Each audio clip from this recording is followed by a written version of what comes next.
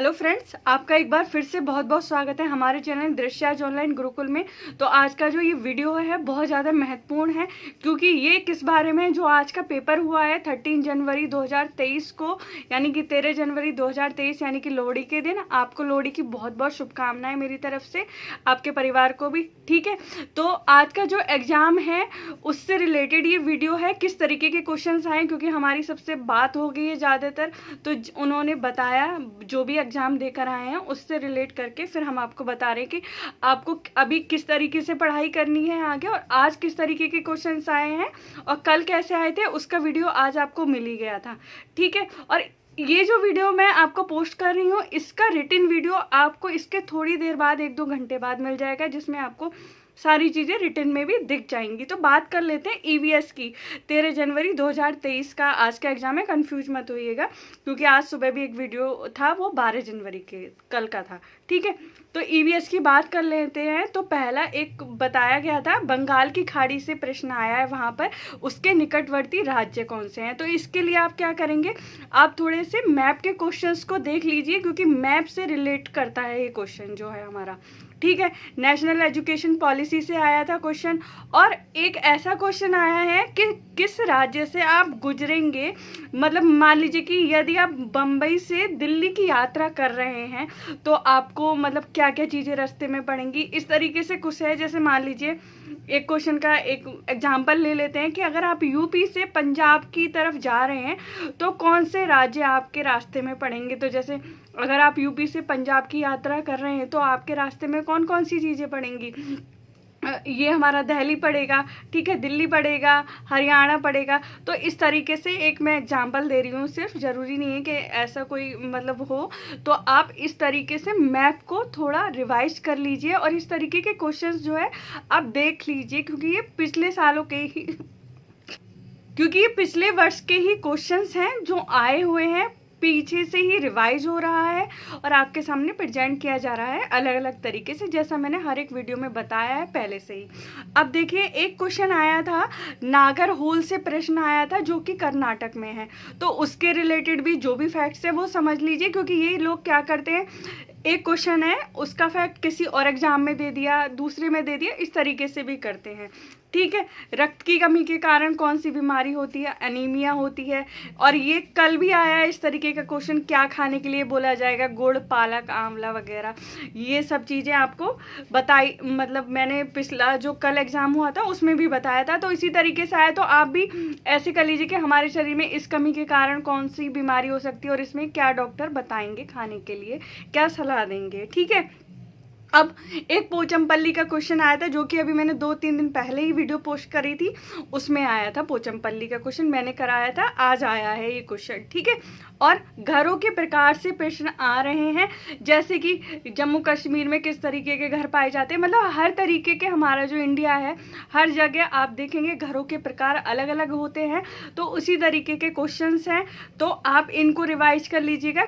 वैसे ये पिछले वर्षों में आए हैं, जिन्होंने पिछले वर्षों के क्वेश्चंस किए होंगे उनको आइडिया लग रहा होगा कि जो मैंने बताया था आपको कि पिछले वर्ष के अगर 10 से 15 पेपर आप लगा लेते हैं तो आपका एग्जाम 100% क्लियर अच्छे मार्क्स से हो जाएगा। तो वही चीज़ें रिपीट हो रही है, बट ये आपकी तैयारी के ऊपर डिपेंड कर रहा है कि भाई आप किस तरीके से पढ़ के गए और वहाँ आप किस तरीके से मैनेज करते हैं चीज़ों को। अब देखिए, एक क्वेश्चन आया हाथी से। हाथी का तो मैंने आपको जब वीडियो बनाया था, जो मैं छोटे छोटे वीडियोस बनाती हूँ, मुझे लगता है कि ये क्वेश्चन बहुत इंपॉर्टेंट है, वो आ सकता है, तो उसके मैं छोटे छोटे वीडियोस बना रही हूँ। तो हाथी का जिस दिन मैंने वीडियो बनाया था उसी दिन मैंने आपको बताया था कि जो ये सीटेट के जो एग्ज़ाम बनाते हैं उनको हाथी, खेजड़ी, ओक, ये सब चीज़ें बहुत ज़्यादा उनका रिलेशन है, उस क्वेश्चंस को दिए बिना उनका पेपर पूरा नहीं होता है। तो आप देख लीजिए, हाथी का क्वेश्चन मैंने तभी बनाया था और अभी भी कल भी आपको बताया था, कुछ बच्चों ने बताया और आज भी बताया है। ठीक है, तो कर लीजिएगा, क्योंकि उसके बहुत सारे फैक्ट्स हैं। और एक बात बोलना चाहूँगी, जो भी आप हमारे वीडियोस देखते हैं उनका अगर हमने कोई कमेंट किया, फर्स्ट कमेंट चेक कर लिया करें। अगर कोई चीज़ बाई चांस रह जाती है तो मैं फर्स्ट कमेंट में पिन कर देती हूँ, या कोई महत्वपूर्ण चीज़ होती है फर्स्ट कमेंट में पिन कर देती हूँ, ठीक है। इसी तरीके से इसका वीडियो भी जो जब बन जाएगा, अभी आपको थोड़ी देर में जब मिलेगा रिटन वाला, उसका कमेंट मैं फर्स्ट कमेंट में पिन कर दूंगी, ठीक है। अब आगे बढ़ते हैं। स्लॉथ से प्रश्न आया था। स्लॉथ जो है, स्लॉथ भी सीटेट का बहुत ही ज़्यादा महत्वपूर्ण रहा है। आज तक हमने देखा है स्लॉथ जो होता है सबसे ज़्यादा आलसी होता है, देखने में भालू जैसा होता है, आपको पता होगा, तो देख लीजिएगा इस तरीके के क्वेश्चन।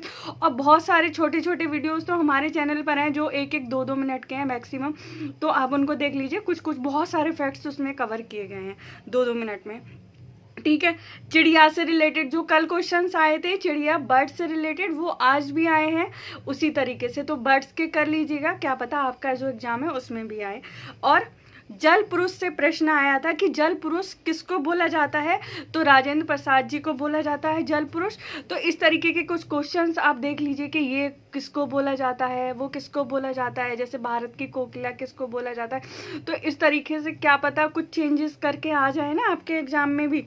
खेजड़ी का प्रश्न आया था, मैंने बोला ना कि ओक, खेजड़ी, हाथी, स्लॉथ, ये सब सीटेट के बहुत ही फेवरेट टॉपिक होते हैं जो कि ईवीएस में कवर होते हैं। तो खेजड़ी से भी प्रश्न आया था। इसके भी बहुत सारे टॉपिक्स, इसके बहुत सारे फैक्ट्स हैं जो पिछले वर्ष के एग्जाम्स में आए हुए हैं, हमने कराए हुए भी हैं, तो आप चेक कर लीजिएगा। बाकी आप और सोर्सेज गूगल पे भी सर्च कर सकते हैं, ठीक है। स्वच्छता अभियान से रिलेट करके क्वेश्चन आया था, और मानचित्र से रिलेटेड तो प्रश्न आ ही रहे हैं, वो तो मैंने आपको बता दिया है। और एनसीएफ 2005, इससे प्रश्न आएगा ही आएगा। तो इसके जो भी आप तैयारी कर रहे हैं उसको एकदम अप टू डेट करके रखिएगा कि कोई चीज़ आपकी रहे ना वहाँ एग्जाम में जाकर। अब देखिए, अब नेक्स्ट क्वेश्चन की बात कर लें। निपुण भारत मिशन से क्वेश्चन आ रहा है, और ये निपुण भारत मिशन, ये हमारा नया ही मिशन है भारत सरकार का, इसको देख लीजिएगा। इसके बाद पिरामिड से एक सीधा क्वेश्चन आया था, पिरामिड से रिलेटेड करके, ठीक है। तो ये सारे तो मुझे ईवीएस के पता चले हैं क्वेश्चंस, जो कि हमें अभी बताए गए हैं कि इस तरीके के क्वेश्चंस आए थे। अगर ऐसा होगा कि कुछ अलग पता चलेगा तो अभी एक और वीडियो आ रहा है रिटन वाला, तो उसमें लिख दिया जाएगा, ठीक है। ये अभी तक मुझे पता चले ईवीएस के। तो इसके लिए क्या कंक्लूजन निकलता है, इसका वही कंक्लूजन है। अभी जो टाइम है इसमें आप क्या करें, पिछले वर्ष के जो क्वेश्चंस हैं और जो आप तैयारी कर रहे हैं उसको तो बनाए रखिए। अगर आपसे पिछले वर्ष के क्वेश्चंस रह गए हैं तो उनको जरूर कर लीजिए, उनके साथ जो भी फैक्ट्स हैं उनको पूरा रिलेट करके क्वेश्चंस बन रहे हैं, तो आप ये चीज़ का ध्यान रखिएगा, ठीक है। अब देखिए सीडीपी की बात कर लेते हैं। सीडीपी में पियाजे, व्यागोस्की से और 2-3 प्रश्न आ रहे हैं, चॉम्स्की से भी आ सकता है, तो ध्यान कर लीजिए। ये सब तो सीडीपी के महत्वपूर्ण चीज़ें हैं, इनसे तो बना ही है, तो इनके तो क्वेश्चंस आएंगे ही।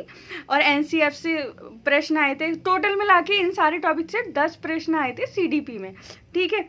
कोलबर्ग से आया था, इंटरपर्सनल से आया था जो क्वेश्चन था। रूढ़िवादी की चीज़ बताई थी एक बच्चे ने कि रूढ़िवादी कुछ था, तो उससे रिलेट करके क्वेश्चन आया था। और कथन और कारण से रिलेटेड 3 से 4 क्वेश्चन आए हैं सीडीपी में, तो आप ध्यान रखिएगा, देख लीजिएगा। और बाकी अभी एक वीडियो आएगा उसमें थोड़ा सा और बता देंगे चीज़ें, ठीक है। और अब देखिए इनका सीडीपी का क्या करना है, इनको भी आप जो तैयारी कर रहे हैं वो बना के रखिए। अगर आपसे रह गया है कुछ क्वेश्चन पिछले वर्ष के क्वेश्चंस में से, कर लीजिएगा। बार बार आपको वही चीज़ें बताई जाती है, कहीं आपको ऐसा ना हो कि आप ढील कर दे पढ़ाई में, ये सोचे कि भाई सब हो गया है। तो इसीलिए बार बार आपको हम जगाते रहते हैं, बताते रहते हैं। कहीं ये हो कि भाई अब तो पेपर ईजी आ रहा है, अब करने की क्या ज़रूरत है, ऐसा कुछ मत कीजिएगा। पढ़ाई कंटिन्यू बना के रखनी है, हार्ड ईजी इन सब चीज़ों में मत पढ़िए, अपनी तैयारी करिए, क्योंकि इन सब चीज़ों का तो कोई मतलब नहीं है। आपको तो एग्जाम देने जाना है और देख और करके आना है, तो हार्ड और इजी आप सोच के कर भी क्या लेंगे, तैयारी करके ही कुछ कर सकते हैं, ठीक है। तो अब हिंदी की बात कर लेते हैं। हिंदी में मैंने जैसे बताया था प्रत्यय, उपसर्ग, ये टाइप के क्वेश्चन बताया है। और हिंदी का पूरा जो मैंने बताया था कि गद्यांश, पद्यांश, और उसी में ही उपसर्ग, प्रत्यय और जो बहुत सारी चीज़ें, क्रिया विशेषण वगैरह पूछे जाते हैं, वैसे ही आ रहा है। और बाकी हिंदी की पेडागोजी से 15 क्वेश्चन आते हैं। बाकी ये तो आपको पता ही होगा कि कोई भी नेगेटिव मार्किंग होती नहीं है। अगर कोई क्वेश्चन नहीं आता है तो उसके लिए टाइम छोड़िए, थोड़ा सा थिंक करिए। इसका पेपर ऐसा ही आता है कि अगर आप थोड़ा सा भी माइंड लगाएंगे, देखिए फैक्ट्स रिलेटेड क्वेश्चन तो ऐसे होते हैं कि आपको अगर आते होंगे या आपने कभी सुना होगा तो आपको याद आ जाएगा, बट जो और क्वेश्चंस होते हैं उनको आप थोड़ा भी अगर कहीं पढ़े होंगे, थोड़ा माइंड लगाएंगे तो आपका क्वेश्चन हो जाएगा। ठीक है, ध्यान से करिएगा पेपर को एकदम सही से।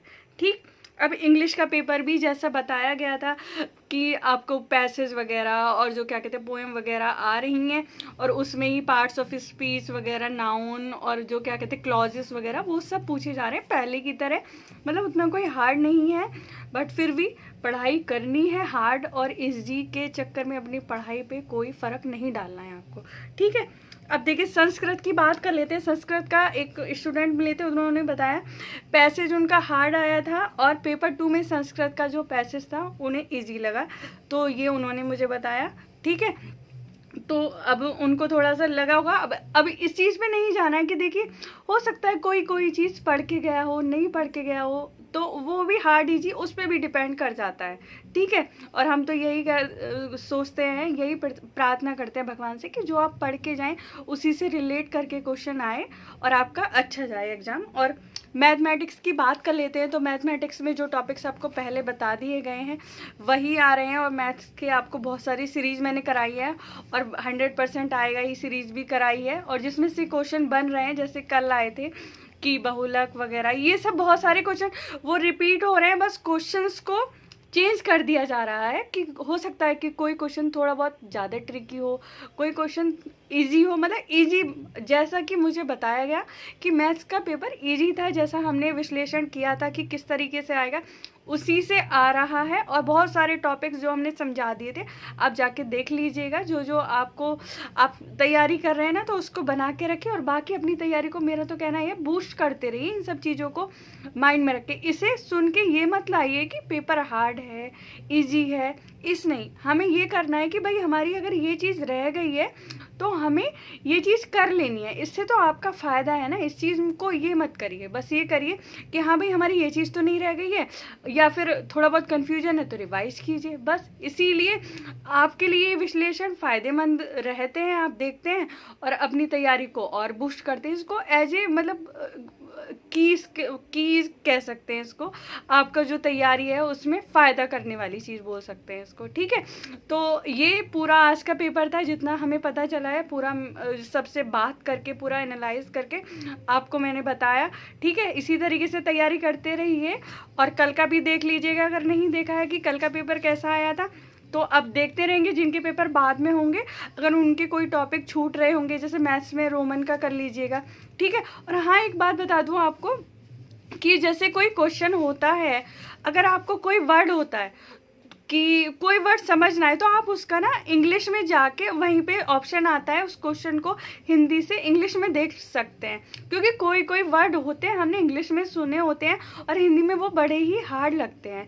जैसे कि घटपर्णी पौधे का मैंने आज क्वेश्चन पोस्ट किया था और किसी ने बताया था कि उससे रिलेट भी करके आया है कुछ, तो ऐसे ही करके कुछ वर्ड आप ना अगर कंफ्यूजिंग हो तो हिंदी वाला आप हिंदी से इंग्लिश में स्विच कर सकते हैं क्वेश्चंस को, तो आप उसमें जाके चेक कर लीजिएगा। बट लैंग्वेज के क्वेश्चंस को आप स्किप नहीं कर सकते कि इंग्लिश लैंग्वेज का क्वेश्चन है, हिंदी लैंग्वेज का क्वेश्चन है, आप उनको नहीं कर सकते चेंज। बस ईवीएस मैथ्स वगैरह इन सब को चेंज कर सकते हैं, इसमें कोई दिक्कत नहीं है, सीडीपी में चेंज कर सकते हैं। ठीक है, तो समझ आया होगा आपको किस तरीके से क्या करना है। बस तैयारी करते रहिए, विश्लेषण को देखते रहिए, और उसमें ज़्यादा ऐसे पैनिक मत होइए। बस उनको ये देखिए कि ये टॉपिक नहीं हुआ है और ये हमें अब करना है, और अपनी तैयारी अच्छे से और अच्छी करनी है, बस इतना ही करना है और कुछ नहीं।